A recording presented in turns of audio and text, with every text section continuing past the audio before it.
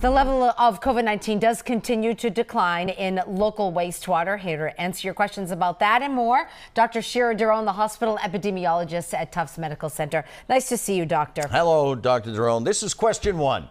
You've been tracking this wastewater data for months now. So do you think it's likely that the virus levels will continue to drop?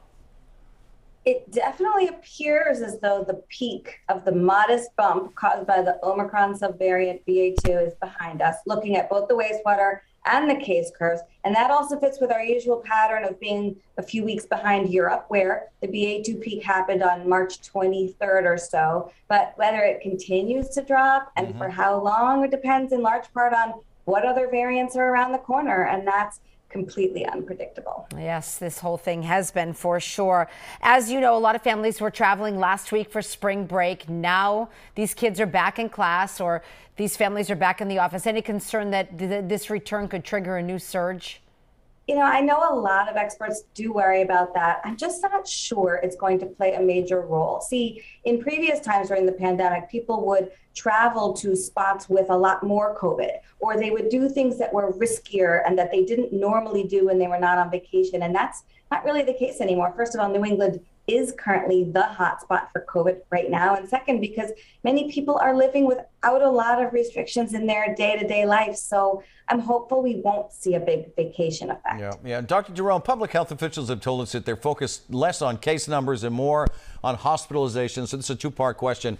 What's the trend you're seeing right now at Tufts, and do you agree with the less on cases and more on hospitalizations? Yeah, I mean, I agree in general that we should be focusing less on cases and more on hospitalizations. Now at Tufts, we have not seen an increase in hospitalizations. We remain in the single digits in terms of the number of people hospitalized who have tested positive on any given day. We've had no COVID patients in the ICU, I think, for the last 10 days. And about half the patients that we have in the hospital have had severe COVID at some point in their hospitalization, but the other half are there for other reasons than COVID. We're seeing more outpatients, though, and we're seeing more COVID-infected employees.